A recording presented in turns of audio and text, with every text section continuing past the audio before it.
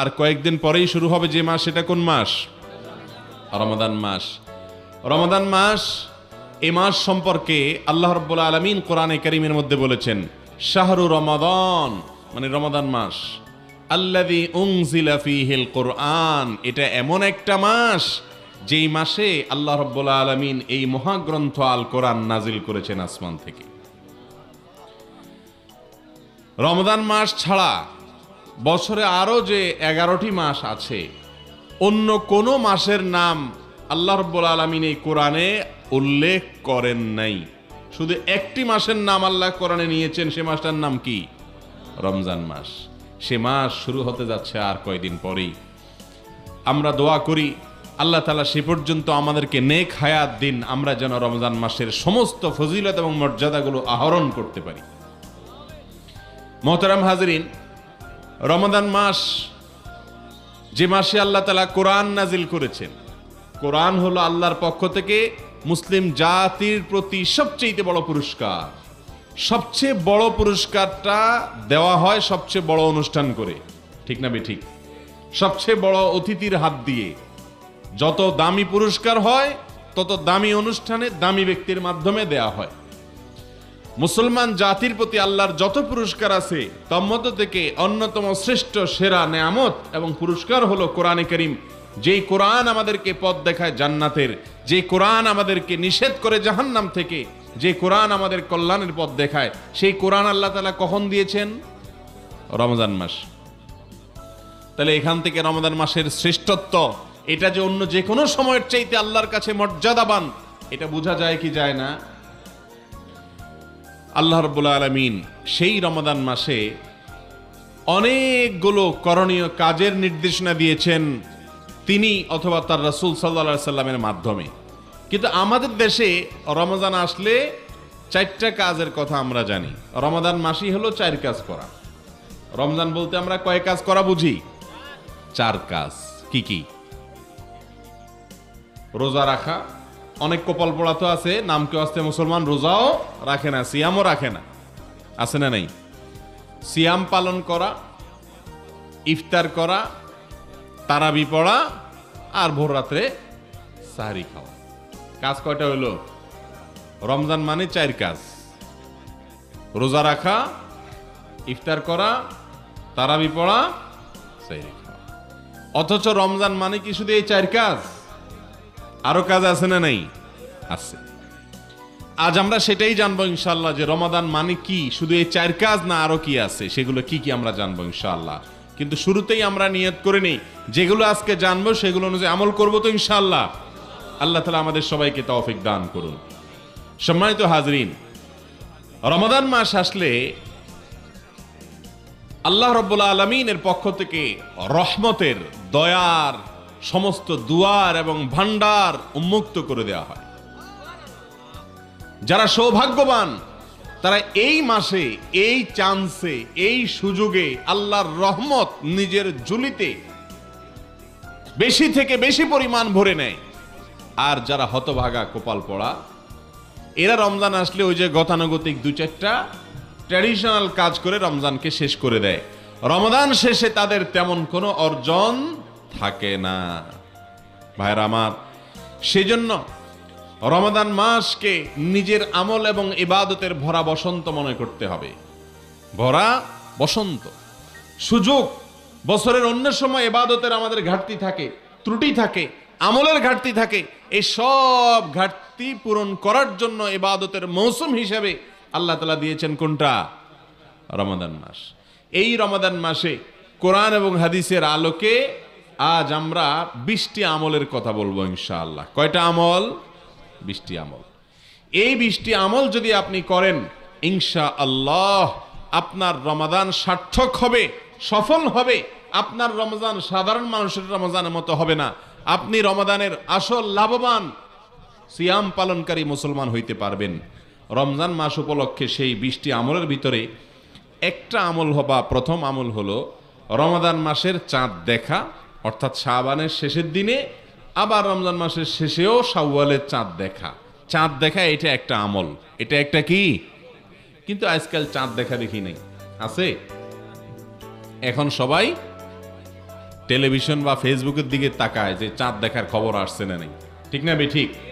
অথচ আকাশে চাঁদ দেখা সুন্নাত। আকাশে চাঁদ দেখা কি?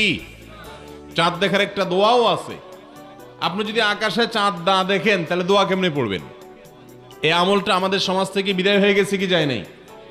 এই জন্য রাসূল আকরাম সাল্লাল্লাহু আলাইহি সাল্লাম বলেছেন, বুখারী মুসলিমে এক জায়গায় বর্ণনা করেছে, সোমু লিরুইয়াতিহি ওয়া আফতিরু লিরুইয়াতিহি। তোমরা চাঁদ দেখে রোজা রাখবা, সিয়াম পালন করবা, আর চাঁদ দেখে ঈদ উদযাপন করবা। অতএব চাঁদ দেখা লাগবে কি লাগবে না? এখন চাঁদ দেখার কন্ট্রাক্টরই দায়িত্ব দিয়ে দিছে ওই চাঁদ দেখা কমিটির উপর, ঠিক না ঠিক? আপনি আমি চাঁদ না দেখলে চাঁদ দেখা কমিটি খবর কোত্থেকে পাবে? সারা দেশ থেকে আমরা সবাই মিলে চেষ্টা করলে তারা সংবাদ পাবে, ঠিক না ঠিক? এই জন্য চাঁদ আমরা আকাশে তালাশ করব, এটা রমজানের একটা আমল।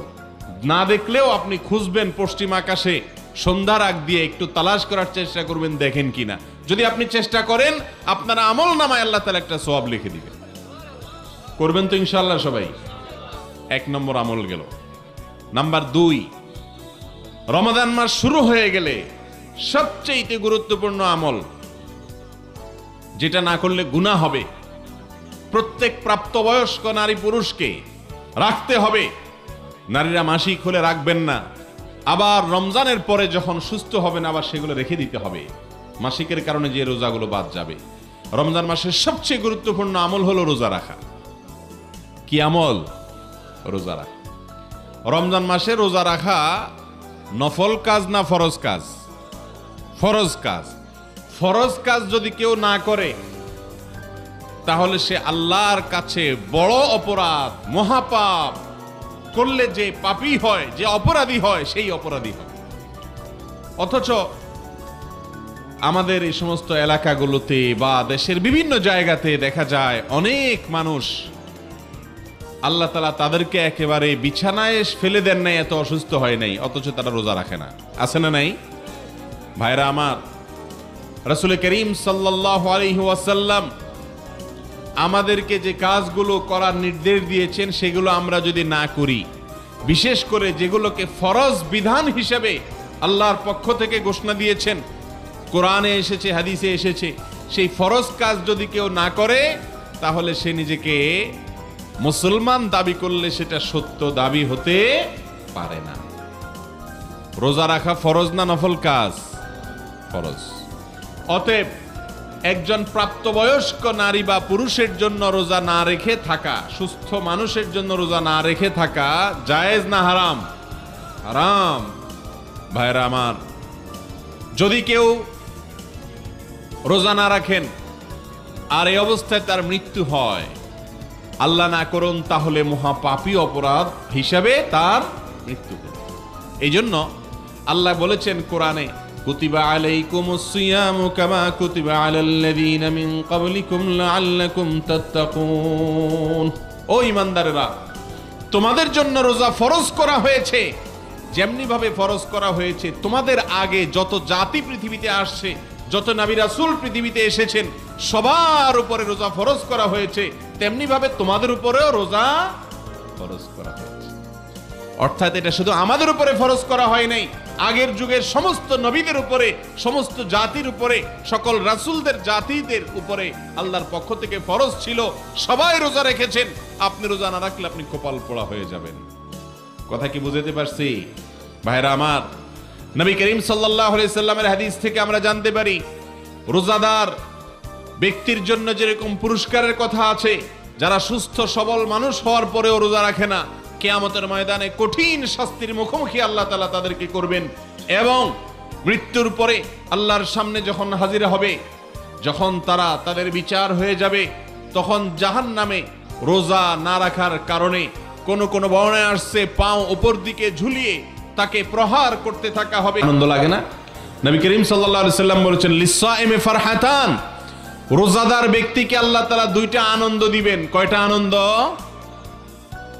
ফারহাতুন ইনদা ফিতরি, একটা আনন্দ হলো রোজার রাখার পরে সন্ধ্যার সময় যখন ইফতার সামনে নিয়ে বসবে, যখন ইফতার সামনে নিয়ে বসবে তখন কি লাগবে? আনন্দ লাগবে কি লাগবে না?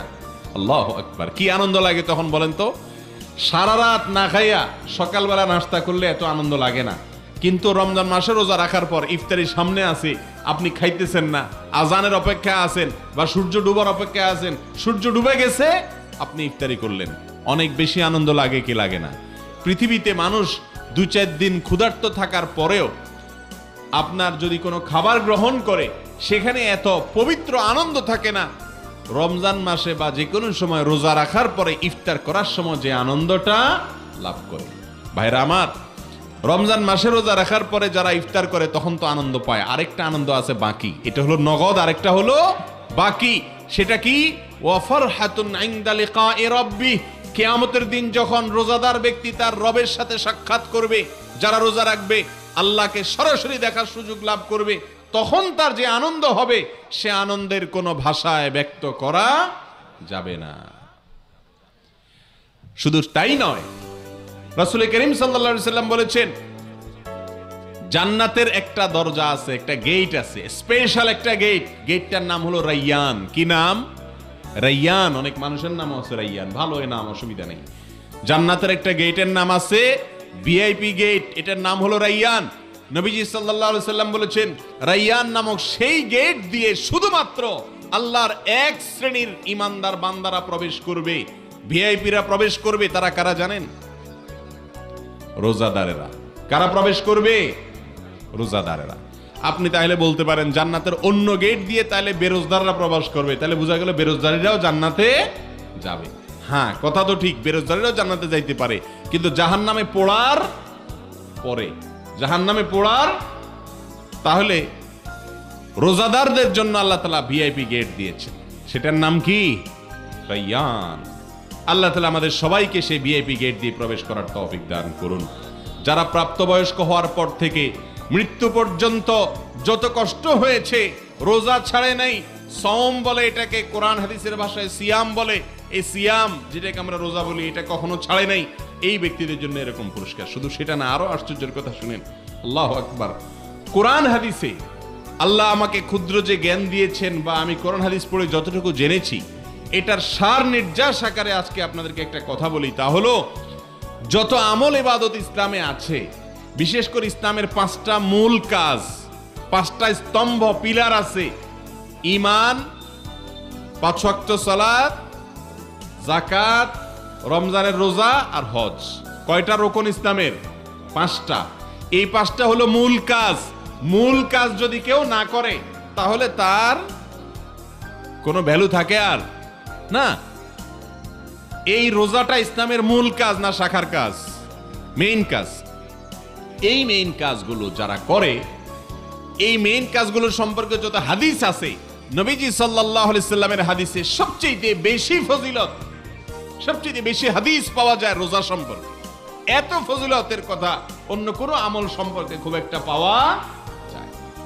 রাসূল করিম সাল্লাল্লাহু আলাইহি সাল্লাম বলেছেন, আল্লাহ তাআলা বলেন, আল্লাহু আকবার, আল্লাহ বলেন রোজাদারদের সম্পর্কে, রমজান মাস আসছে, আগে ভাগে শুনে রাখেন, ও ওই সমস্ত ভাইরা আমার, বোনেরা আমার যারা দেখছেন, অসংখ্য বোনেরা আজকে মাহফিলে এসেছেন, অগণিত মেয়েরা এসেছেন, শুনে রাখেন, ভাইরা আমার, যুবক ভাইরা আমার শুনে রাখেন, যারা আল্লাহ রাব্বুল আলামিন বলেছেন রোজা রাখবে, তাদের সম্পর্কে বলেছেন মানুষ যত ভালো কাজ করে, সেটা কোরআন তেলাওয়াত হোক, ওয়াজ করা হোক, ওয়াজ শোনা হোক, মানুষকে ভালো কাজ করা হোক, দান সদকা করা হোক, নফল নামাজ পড়া হোক, যত আমল করে মানুষ, সমস্ত আমলের সওয়াব আল্লাহ তাআলা 1 গুণ থেকে বাড়াইতে বাড়াইতে 700 গুণ পর্যন্ত দিবেন। কোনটা আল্লাহ তাআলা অগণিত সওয়াব দিবেন। কিন্তু রোজা সম্পর্কে আল্লাহ তাআলা কত নেকি দিবেন, একটা রোজা রাখলে কয়টা সওয়াব দিবেন, কয়টা নেকি দিবেন, এর কোনো ফিগার, অঙ্ক, পরিমাণ আল্লাহ উল্লেখ করেন নাই। আল্লাহ বলেছেন ইল্লা সাওম, তবে রোজা এমন একটা আমল, আস-সাওমু লি ওয়া আনা আজজি বিহি, আল্লাহ বলেছেন রোজাটা বান্দা আমার জন্য রাখে। কার জন্য রাখে? আল্লাহর জন্য রাখে। আল্লাহ বলেছেন এই জন্য ওয়া আনা আজজি বিহি, আমি রোজার পুরস্কার নিজে হাতে দেব। ভাইরা আমার, রোজার পুরস্কার আল্লাহ নিজে হাতে দিবেন। আমল নামায় ফেরেশতাদের মাধ্যমে অন্যগুলা দিলেও রোজার পুরস্কারটা স্বয়ং আল্লাহ রাব্বুল আলামিন নিজের হাতে রোজাদারকে দিবেন ইনশাআল্লাহ। কি দিবেন সেটা আর বলেন নাই, কারণ এত বড় পুরস্কারের অ্যারেঞ্জ আল্লাহ তাআলা রেখেছেন। এটাকে সারপ্রাইজ হিসাবে কিয়ামতের দিন দিবেন। আল্লাহ তাআলা আমাদের সবাইকে সে পুরস্কার অর্জন করার তৌফিক দান।